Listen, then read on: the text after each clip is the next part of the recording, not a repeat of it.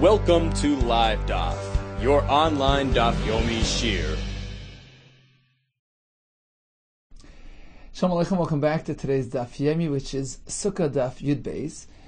Perhaps it would be nice to start again from the beginning of the Sugya Yud Aleph Amud Beis towards the bottom, at the two dots which are 9 lines from the bottom.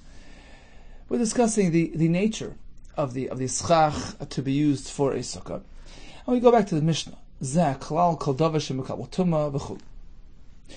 which is not going to be Mekabel Tumah and it grows from the ground, that is kosher for SUKKAH. How do we know that those conditions need to be met? The pasuk says like this. You see, why do we sit in a sukkah? The pasuk says, so that your generation, your children will know. The pasuk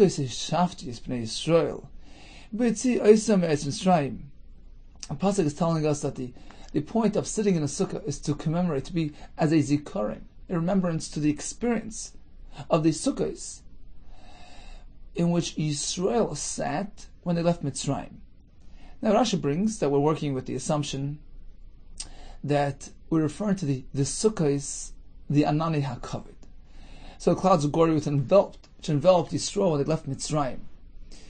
They sat in that spiritual environment, and that's what the pasuk is speaking about. Sit in a sukkah today which resembles in its very nature those sukkahs which you've experienced on the way out of Mitzrayim. Therefore, says Rish Lakish, we draw a comparison, a parallel to the Anani HaKavod, and the sukkah today, the SUKKAH that is, which is the main element, that's what makes the sukkah, is meant to resemble in its very substance and nature and characteristic the Anani HaKavod. In which case we say, let's take a look at the clouds. What are clouds made up of? A makra, ve'ei di'alam min aretz. A cloud, a steam, fog, which will rise up from the aretz. So we see that a cloud rises up from the ground. And therefore SUKKAH as well has to conform to that. Ma'ed davar she'enim mekabel tumah. Just as a cloud is something which is not mekabel tumah. It's not food, drink, or a utensil. It's not mekabel tumah. Number 2, v'gedula min haaretz. It comes out of the ground. Av sukkah, likewise, a SUKKAH for your sukkah has to have both those characteristics. Davar she'ein mekabel tumah, v'gedula min haaretz. Says the Gemara, that works if we're trying to remember the Anani HaKavod. That the pasuk is referring back to those sukkahs, i.e. Anani HaKavod. So you compare today's sukkah to a cloud. But according to the other shita, that the pasuk is telling you, sit in a sukkah, which will make you remember the actual huts that they built when they left Mitzrayim. Physical huts. Sukkah is mamash. Michael Amemar. In that case, how are you going to prove your point? How do you even know what materials they used to make those huts?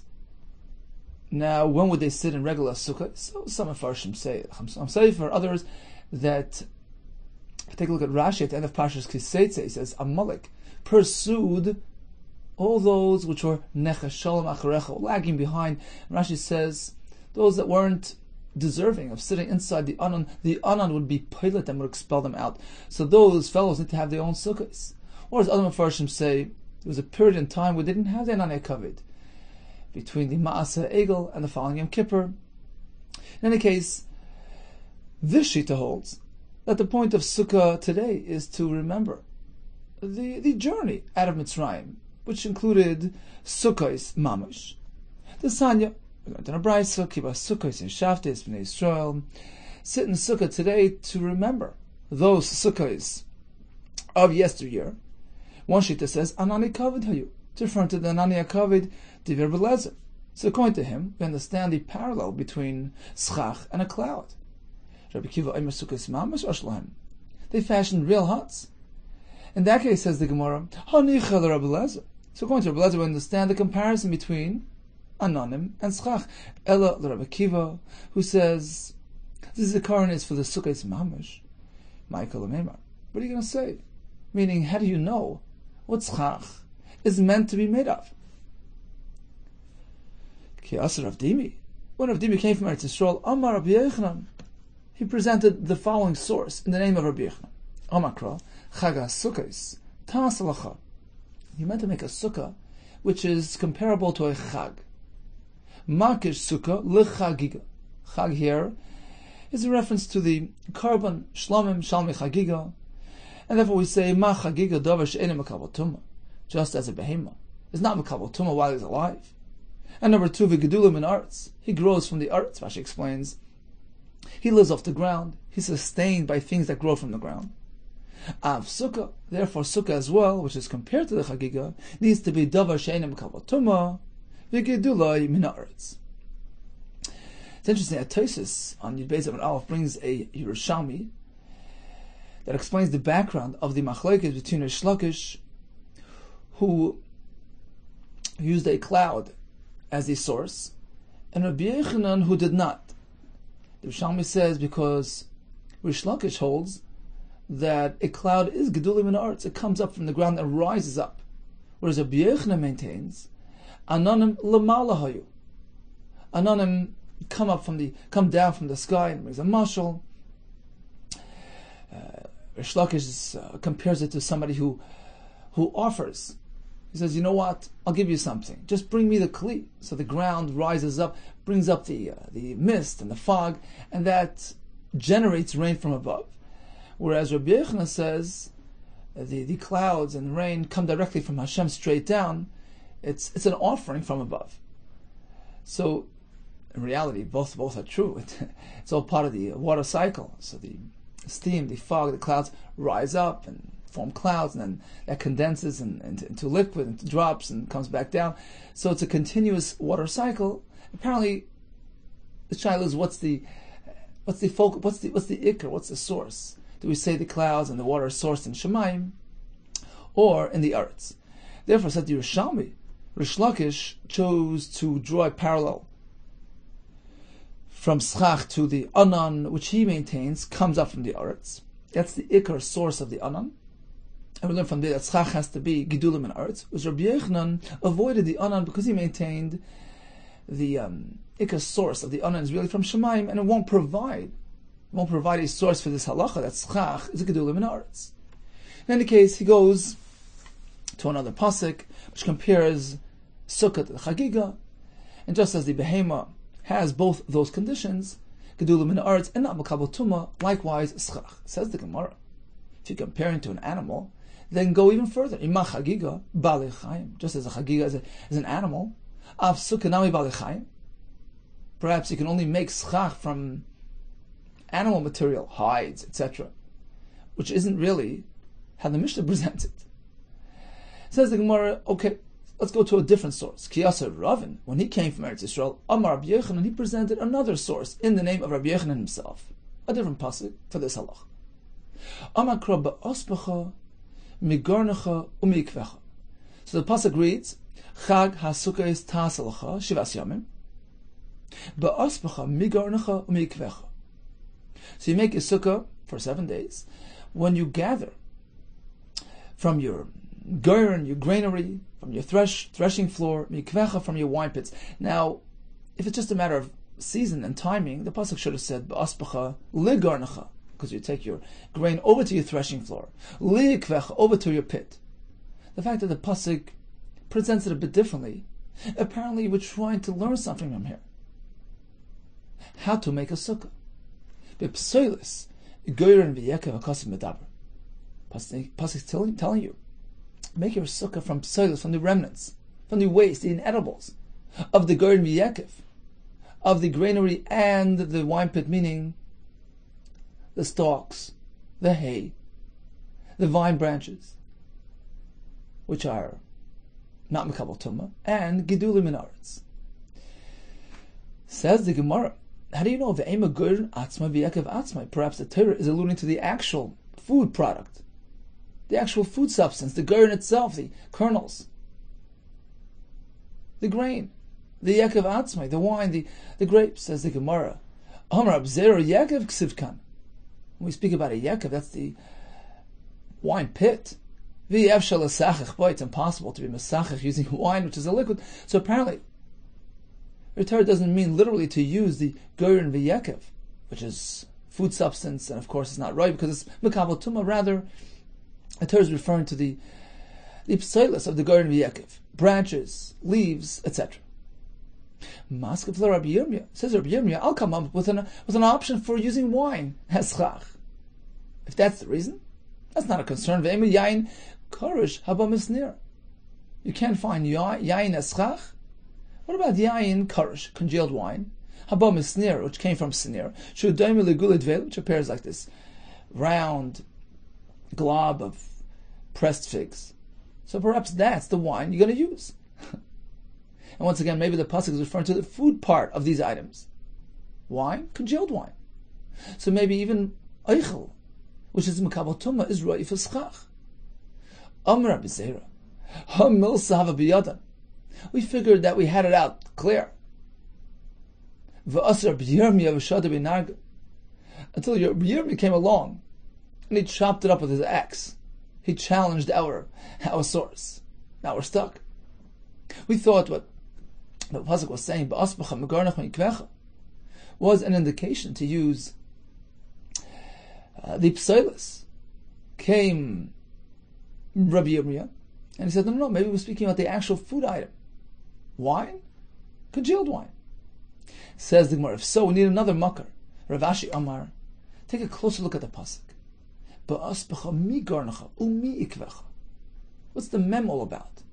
Mi garnacha for lo garn atzmai. You meant to use something which is extracted from your grain, something which is removed, the inedibles that are removed from the kernels. But lo garn atzmai, not the kernels themselves. Mi kvecha, the branches, the leaves which are extracted, the inedibles which are taken out from the wine and grapes, v'lo yekev atzmai, rather than the food substance itself. Rav Chizda Amar mehacha. He has another makar for this halach. This is when Ezra was instructing Klal Yisrael. They came back from Gullus. He was telling them how to make their sukkahs. Tzuhu ahar, go out to the mountains and gather together. Ve'viu alei zayis, leaves of olive trees, v'alei eitz shemen, leaves of the eitz shemen, v'alei hadas, v'alei tmarim, palm leaves, palm branches, v'alei eitz avos. Once again, the leaves of the hadasim, eitz avos, are the braided branches, the hadasim which have, the threesome sets, which appear to be braided. Apparently, only these types of materials are kosher for SUKKAH. Things which are not Mekabel Tumah, things which grow from the ground. So this is another source, another makar for this halach. But one more thing, says the Gemara.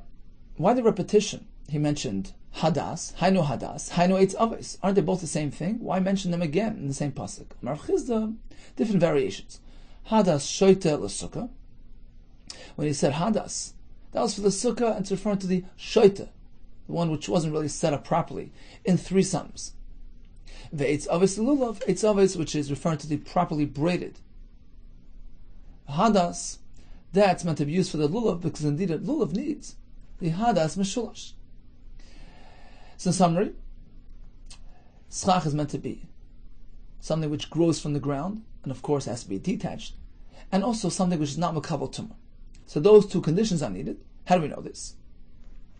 We have a choice of several sources. We have Rish Lakish, who was working based on the Anani HaKavod concept, and therefore he says, let's compare it to a cloud. A cloud rises from the earth and is not Mekabel Tumah. Likewise, SUKKAH needs to be something which is not Mekabel Tumah and Gedulim and Aretz. Rabbi Yehuda presented the pasuk of Chag HaSukkos. We compare the SUKKAH to the animal, to the Chagiga. That was one approach. Approach number two, in the name of Rabbi Yehuda, was based on the pasuk Ba'aspacha Migarnacha Mikvecha, and the Gemara concluded it's because of the mem Migarnacha. It's the inedibles, the waste, which you're going to remove from the edibles. And Rav Chizda presented the other pasuk, where Ezra told them to go gather leaves and branches to use for their sukkah. So the Gemara presented a machlokes. What does sukkah say shafti? Is it the sukkah is mamish or the Anani HaKavod? It's interesting that Rashi in Chumash will bring the pshat of Anani HaKavod, and in fact Rashi over here in the Gemara brings the targum arei b'matalus anonai, because I sat you in the the shade of my Anani HaKavod. So it seems that the consensus is that the main zikaron is for the Anani HaKavod. That's what the Torah brings, the Shulchan Aruch brings, the Halach L'Maisa.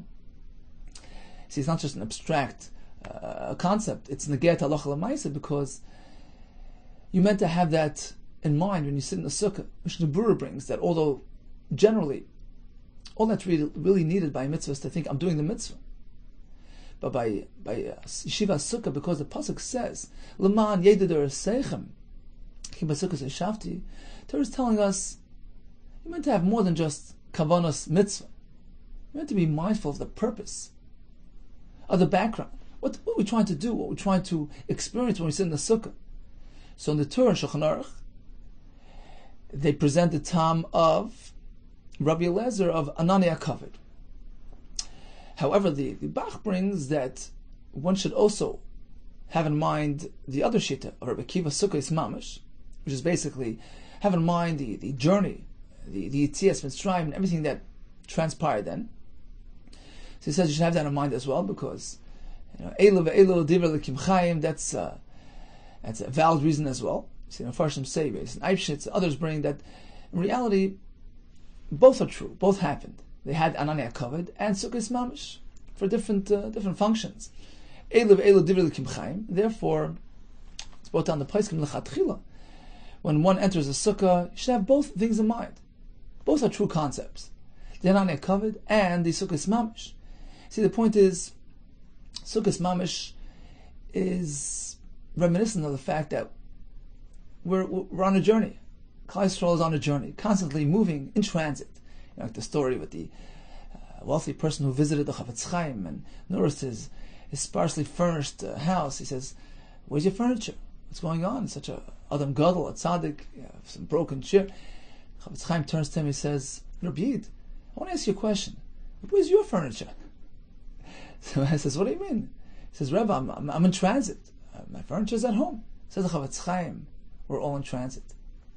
So that's the point of remembering the Sukkos Mamish, remembering the journey. We're all in transit, and that's going to weaken our infatuation with physical, worldly matters. That's Sukkos Mamish. On the other hand, the Kavanah of Anani HaKavod is also a very lofty thing. It's what we're anticipating, what we're looking forward to, going back to Hashem, to dwell b'tzel knafav.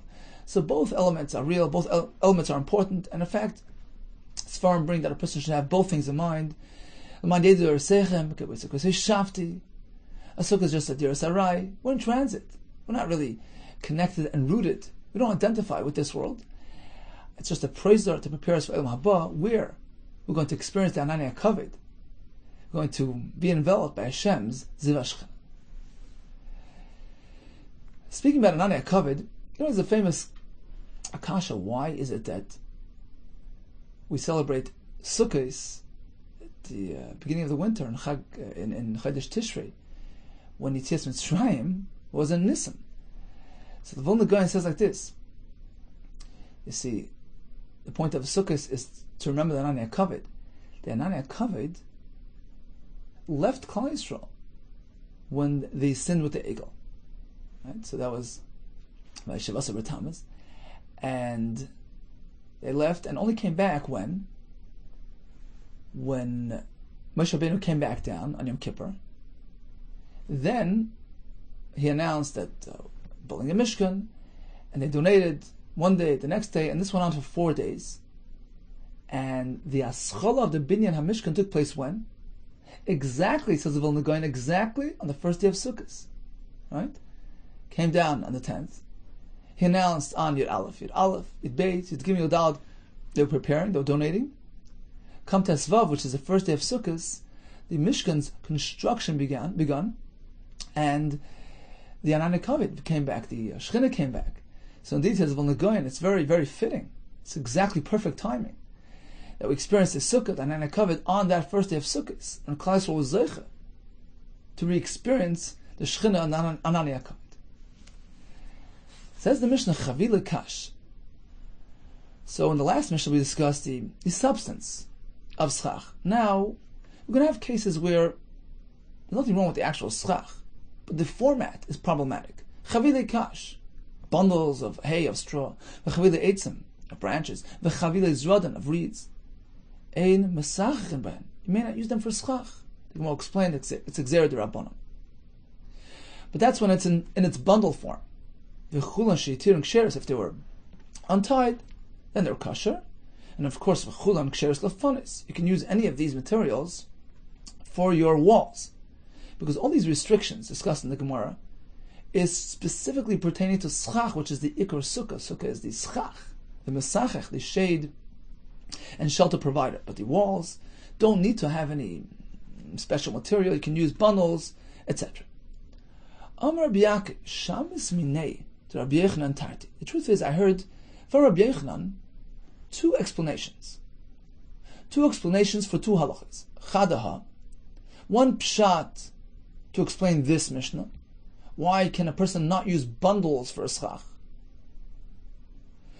V'idach, and the other pshat was coming to explain another Mishnah, which says, "Hachoitet begodesh lases leisukkah." If one hollows out a haystack, a pile of bundles, ain't a sukkah, doesn't work. So he's hollowing out the bottom and leaves the upper layer intact, untouched. That's not a sukkah. So Rabbi Yaakov is quoting Rabbi Yehuda to the fact that he gave him two explanations. One pshat for this Mishnah, the bundles, one regarding the haystack. Chadam shem gzeres eitzer. On one halacha he provided a pshat as follows. Really, minator, it's fine. But the Rabbanon, he can't do that. Mishum gzeres eitzer. Because it might lead a person to actually sit in an eitzer on Sukkot. As eitzer is a storage room. Meaning, we learned this the other day, back on Daf Ches, that although you don't need to actually build your sukkah, a shem mitzvah sukkah, according to Beis Hillel, but the Gemara tells us it has to be asi litzel. It has to be litzel. Rashi explained, it had to have been made for shade, for shelter, as opposed to just for privacy or for storage. So Rabbi Yehuda gave me this explanation. What's wrong with one of these halachas? I'm not sure what he was referring to. The halacha here by the bundles or later by the haystack. We're going to get to that soon. But this pshat, which pertained to one of these halachas, was that the issue is d'Rabbanan because it might lead to a person sitting in an eitzer under schach, which was simply placed for storage purposes, wasn't placed to provide shade and shelter. So isim d'Rabbanan because of gzeres eitzer. V'chada. And the other pshat that he provided to explain another halacha, one of these two missions, we're not sure which one. V'chada, one of the other pshatim was mishum ta'aseh v'lo min ha'aseh. The psul is min ha'torah. Pasuk says a sukkah has to be made by you ta'aseh l'cha, as opposed to something which was already done, already made previously. It has to be made by a person behechsher. And therefore, this sukkah is possible. Now, Rabbi Yaakov followed by saying, look, I'm not sure what was what. He gave me two pshatim. One pshat is that it's only said d'Rabbanan because it might lead to eitzer. Second pshat was that it's asam na Torah. It's min ha'aseh. I'm not sure how minayim mishum eitzer. Which one of these two halachas, meaning our Mishnah of Chavile Kash, or the other Mishnah of Choytet Bagadish, is based on the Eitzer concern, it's only Esed Rabbanan, and which Mishnah, which halacha is based on the Psul Torah of the Pasuk Tasa, which teaches us V'lo min ha'aseh. So I have two pshatim on two Mishnahs. I'm not sure which one belongs to which. Let's go down to Rashi. So it's around 6-7 lines from our position in the Gemara. Rashi begins with the words Gemara. Gemara Shamis me Rabbi Yehuda Tarti. Rabbi Yaakov says, I heard from Rabbi Yehuda two things. Pirush tam shnei dvarim. Harmon mishmarseinu shemati menu. I heard from him a pshat on two halachis, which are contained in these two mishnahs. Chadaha. One was that there's a psul of gzeras eitzer. The chavilin, my time alamesachibu, Right? I heard two pshatim. One to explain our Mishnah, what's wrong with using bundles. V'chadaha, the Snan Masnisin, and another pshat on the next Mishnah, which says, Hachaytet begadish nasle sukkah. If one digs out a haystack, noitel mino mata samach laaretz, he pulls out the lower bundles. V'nichlas asaycha, he enters v'oisa chalal kishir sukkah, and he fashions a hollowed out area, the size of a sukkah, but he never touched the top layer. The schach is just there by default. That's the Mishnah. So I have two halachas. One, you may not use a bundled schach. Number two, you can't just carve out a haystack. Upirishli Rabbi Yehuda explained to me, Taimei, the pshat, b'chadam menayu amar tama mishum gzeres oitzer. For one of these halachas, he explained, it's a gzera mishum oitzer. To be the reisek sheru, nothing wrong in our Torah. V'rabbanan hu de gazer. Rather, the chacham were concerned. Shima to Eimer Kain. If you're going to follow in this manner, Ein Adam Oiseh Sukkah. Ela Hoylech v'Oichel v'Yashin v'Yitzarek. Perhaps he won't build a sukkah. He'll just go to sleep in his storage room, covered by branches, but not built for the sake of shade or shelter, rather for storage. B'makam shlein ishtameh sham kleimes hashana. Right, the room which he doesn't use throughout the year. V'Asiv Oimid. V'Lo l'Shem Schach Shel Tzel. It wasn't built for tzel. Didn't have a shem sukkah, in which case we can call it a sukkah. Afilu shem sukkah she'ena shel chag. El kabayis ba'alma. It's not even a non-sukkah, a non-yomtiv sukkah.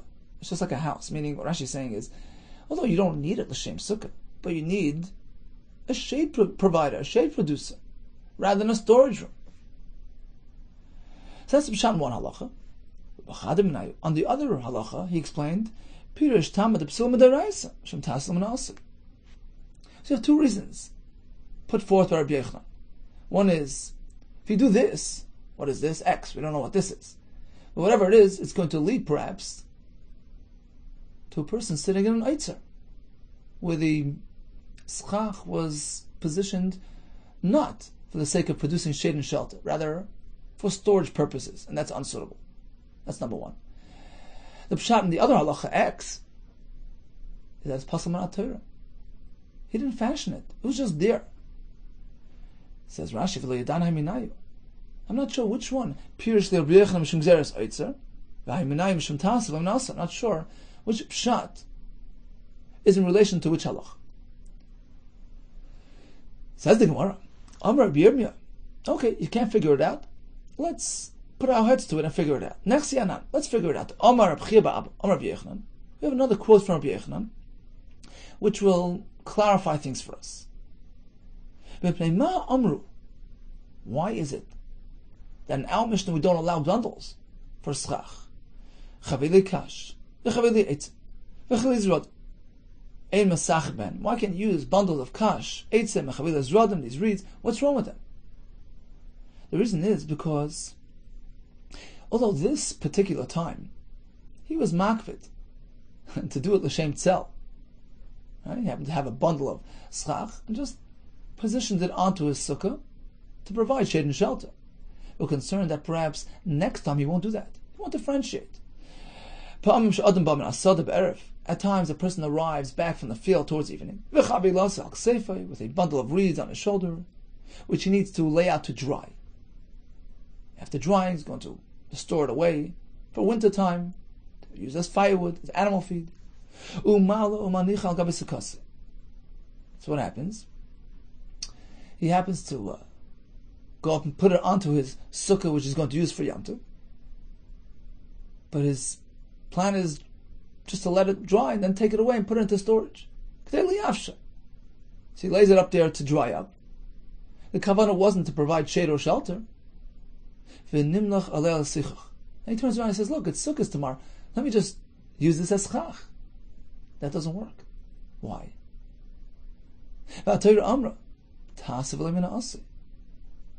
You have to actually position it as a functioning schach.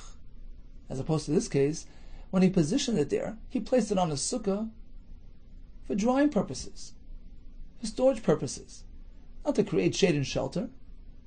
So although he reverted, he changed his mind, he redesignated it for tzel, it's too late. It's been done. Shaloi l'shem tzel. It's just asay. It's been done. It's there. Now, if that would be so, it would be pasal min haTorah, right? In this case, we actually would place it liyavish, not l'shem tzel, and then suddenly decide to use it for tzel. It's really not roi min haTorah. But in our Mishnah, we're saying, even if he places it on his sukkah, he takes the chavile kash, puts it up to l'shem tzel. He wants to use it for schach, but he doesn't want to burden himself to untie the bundle. He wants to leave it as is. It's l'shem tzel, to provide shade and shelter. But the Rabbana we don't allow it because perhaps, although this time it's fine, but next time it might be pasal min haTorah because next time it may have been put up to liyabish, which the Gemara refers to as oitzer. Oitzer, Rashi says, is just a general, generic term for anything which is being stored, any materials which are left to dry and to store, not as a shade and shelter provider. So that's the pshat now Mishnah. Although min haTorah, when he places a bundle of kash on a sukkah to provide shade, it's fine. But midrabanan, this might lead to the next, and that time it might be pasal min haTorah. Says the Gemara, okay, let's figure it out. This is Rabbi Yehuda speaking. And Rabbi Yehuda presented this as the time of our Mishnah, Gzeres Oitzer. Now we have it figured out. Mid'ah mishum Gzeres Oitzer. Apparently, since this Mishnah is based on Gzeres Oitzer, we need the other one, the one with the haystack, mishum tasav lemina asi, is pasal min haTorah. Because in that case, indeed, there was no asiyah at all. He didn't touch the upper layer. It's just sitting there by default. But suppose he would have actually gone and done ni'anua, shaken the top layer of the bundles. L'shem tzel, of course, that itself would activate it, would be machshir it. But just hollowing out the haystack on its own is not considered an asiyah of the schach behechsha. So it's very clear, says Rabbi Yirmiyah, what Rabbi Yehuda had in mind. The Mishnah of Chavilim are based on Gzeres Oitzer, whereas the Mishnah of Achotet Begadish is based on a Psul min haTorah. Very Rabbi Yaakov. Why didn't Rabbi Yaakov know this? Why didn't he know which pshat relates to which Mishnah? He never heard this presentation of Rabbi Chiba named Rabbi Yochanan, who clearly connects our Mishnah of Chavile Kash to Gzeres Oitzer. He didn't hear this, so he wasn't sure which pshat refers to which Mishnah. Amar Rav Ashi, says Rav Ashi, I don't understand. He's challenging Rabbi Yehuda, who says that our Mishnah is only Issa D'Rabbanan, and there is such a thing as Gzeres Oitzer. It's a chiddush. Who says we should be concerned? No, we are concerned that even though this time he had in mind it's going to be a shade provider, perhaps next time he won't have that in mind. So we have Gzeres Oitzer Midrabanan. Whereas the other Mishnah of Chotet Begadish is based on a Psul min haTorah, because he didn't actually generate, form, fashion, physically, manually create schach. But, as we mentioned, if he would have just modified it a bit, done ni'ano, which is a minimal masa, that would be enough to validate that schach. Says Rav Ashi, how do you know this is the pshat? Rav Ashi, atu chavile kash, v'chavile eitzim. How do you know that our Mishnah, speaking about the bundles of straw and branches, mishum gzeros oitzer ika, is only a concern because of the rabbanon of gzeros oitzer mishum tasa v'lo mina asilaka? There's no psul min haTorah of tasa lo mina asa, meaning perhaps our Mishnah is discussing a case where he placed a bundle of branches on top of a sukkah to dry. Here you have a psul min haTorah. Who says there's something called gzeros oitzer? How do you know? Number two, let's go over to the other Mishnah. When he dug out that pile of bundles, v'achotet begadish, you say it's a psul d'oraisa, but if you would actually go ahead and follow the process by shaking the top layer, it would be okay. That's called nasiyah. How do you know? V'achotet begadish mishum tasa v'lo mina asa ikar. Is it only a concern because of the pasuk tasa mishum gzeres oitzer leka? There's no concern of Gzeres Eitzer, meaning, says Rashi, perhaps if he hollows out that haystack and then follows up with being Menanea, the top layer, you tell me it's okay? Who says? Maybe there's a Gzera D'Rabbanan there as well. Meaning, Rav Ashi was asking twofold. How do you even know there's something Gzeres Eitzer? How do you know that if a person places Schach L'Shem Tzel, we're going to disqualify it? Because next time he might not do so. That's number one. Now, granted, let's say your assumption is right, that there is something called Gzeres Eitzer. Okay, so maybe that applies to Chaytet Begadish as well. Meaning, suppose he pulls out the bundles, leaves the upper level intact, but then gives them a shake. Doesn't the Anua. Manually completes the Masa. So you tell me it's okay? Right? It's pretty clear that Rabbi Yaakov was saying it's fine because it's only Tasavul ibn Asir. That's a problem there. But he actually does something to the Schach, that's fine. Says Rav Ashi, how do you know? According to you, there's something called Gzeres Eitzer. Maybe even in that case, where he actually shook the top layer of that haystack, would be Asir because maybe next time he won't do that. He'll just hollow out the haystack and just leave the upper layer intact, untouched. Why aren't we concerned there as well? According to you, there's Gzeres Eitzer by bundles. Why don't we have the same concern by the haystack? Says the Gemara, Rabbi Yechon Amalach. So Rav Ashi was challenging Rabbi Yechon's pshat. Rabbi Yechon responds, take a close look at the wording of both Mishnahs, and you'll see that my approach is correct. Our Mishnah by bundles uses the words ein mesachachem. Don't use it, which sounds like it's l'chatchila. With the ein mesachachem, don't do it l'chatchila. It's a sidrabban shum gzeres eitz. Hadarais a shabar dami. Apparently, it's okay. Why? Because we're speaking that he actually placed the bundle on that sukkah to generate shade and shelter l'shem tzel. Hadarais, it's fine. Don't do it because it might lead to confusion. Next time, you might not have that in mind. You might come back from the field, toss his bundle on his sukkah to dry, la'oitzer, and then use it as a sukkah shel mitzvah. So our mission is pretty clear that the concern is the Rabbanan, as opposed to the case of the Chaytet Begadish. Look at the wording there. Hasam Gutani Eino Sukkah. This is not a sukkah. Afilu di Evet. Even after the fact, Midiraisa Nami Eino Sukkah. Apparently it's a din Torah. And as Rashi explains, the concern is only if he leaves the upper layer untouched. It's only a problem when he hollows out the inside and leaves it as is. But, says Rabbi Yehuda, worried to go ahead and tinker with the top layer, that's enough. There's no concern of Gzeres Eitzer there. He's endeavoring to fix his sukkah. He realizes that his sukkah is not complete unless he does the ni'anua. He's demonstrating his mindfulness, says Rashi, that it has to be done manually. Therefore, in that case, there's no Gzeres Eitzer. Okay, so just in summation, we had two halachas. Our Mishnah discusses using bundles, which are not suitable. The Mishnah later on speaks about being chaytet begadish. And Rabbi Yechon maintains our Mishnah is the Rabbanon. Next time he might use bundles placed on a sukkah for drying purposes, which will not place l'shem tzel. Whereas the case of chaytet begadish, that's a concern of tasav lemin asif and a psal d'oraisa. Says the Gemara, Amar Vida Marab. We're going to have some other examples of SUKKAH. SUKKAH bechitzin zechar. So we're speaking about arrows, for which there were two styles. So you have the wooden portion which connects with the metal tip.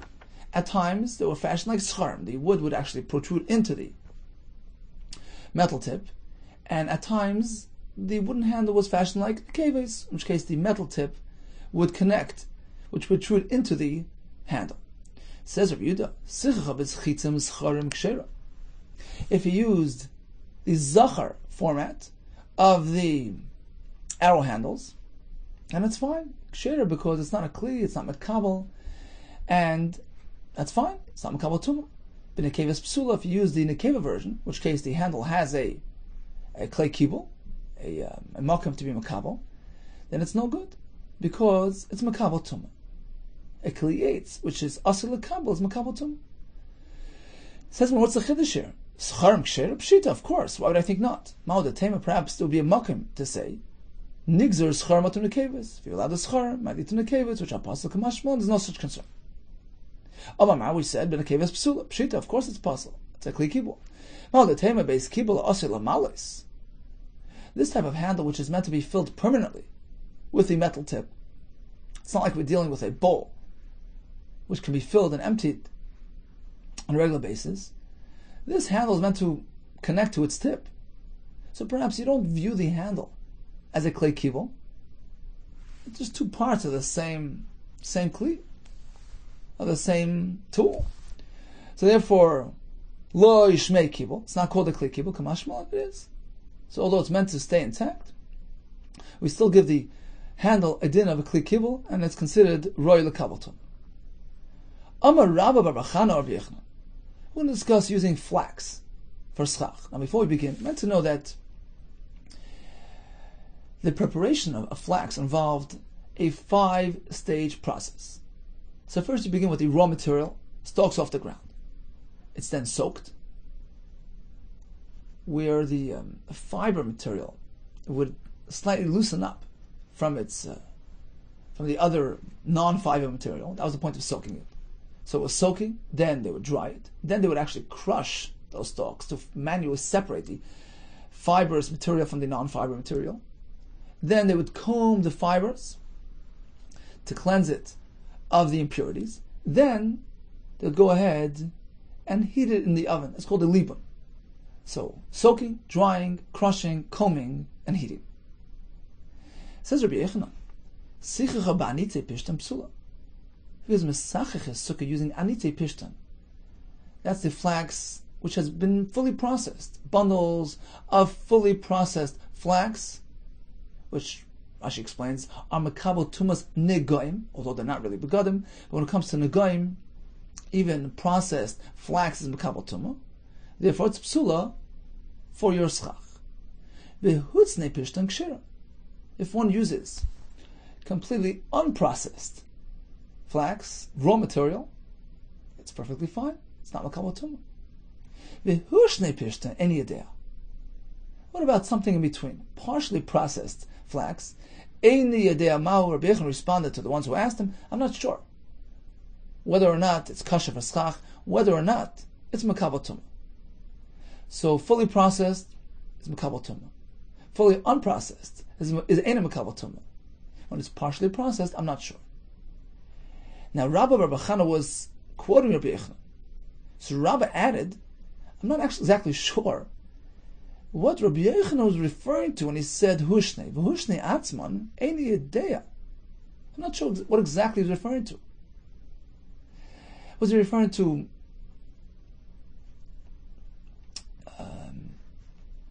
flax which was at least partially processed, meaning it was at least crushed?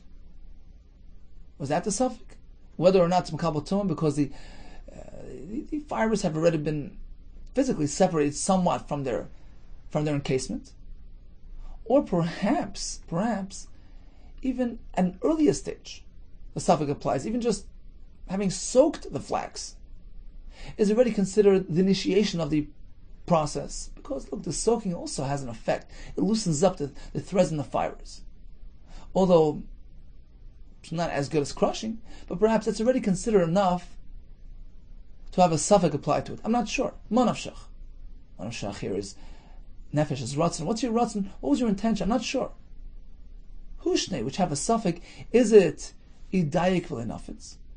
Hushne karile? Was he referring to something which was dayik v'lenafitz? Dayik means it was crushed, but not yet combed? Is that the hushne which have a suffix? Aval v'lo dayik. But if it was just soaked without crushing, hutzne karile. Those are called hutzne, completely unprocessed, no shalat at the tar. So do we need some sort of actual separation, at least the crushing process, to create an uncertainty as to the status, because you have some fiber already there. Or perhaps even before that stage, we'll have a suffix. Tori v'lo dayak nami. Just tori, just soaked. V'lo dayak, even without having it crushed. Nami. Hushni, karilei, that's also considered hushni. I'm not sure. I'm not sure whether the soaking process already is considered an initiation of the formation of the fibers and the threads, because that loosens, that separates somewhat the fibers from the other material. Or do we need actual crushing? And that's considered the aschalas hamalacha of the pishton. I'm not sure. Okay, so in any case, he says, look, if it's fully processed, it's certainly mekabel tumah, not right for schach. If it's just raw material, of course it's okay. So in the middle would have a suffix. I'm not even sure what he meant. Just soaking is enough to create the suffix, or you need crushing as well. Amar Rabbi Yehuda, hani susi or shushi v'shvitzri mesachachin behu. These types of plants, which of course are not really edible, not mekabel tumah, they're not machal adam, Rashi says, you can use them for schach. So I guess his chiddush was that they're not considered roy lachila. Abaya Amar, I take issue. Besusi misachachin. You can use susi, no problem. But b'shvitzri loy misachachin. Why? My time. But given the story rechayu, because they exude an unpleasant odor, shavak luvanafa, concerned this fellow, he's going to leave the sukkah. Amar of Chana barava, hani hizmi v'higi, misachachin b'hu. These thorns and thistles you can use for schach. Abaya Amar, once again Abaya responds and says, no, behizbi, misachachinan. Yeah, you can use those. But not the other type. Behigi loy misachachinan. My time why? Kibbutz the natsri tarfaya, because there are leaves. They shed their leaves and make it uncomfortable. Shavak lavanafri is a concern they might abandon a sukkah and leave.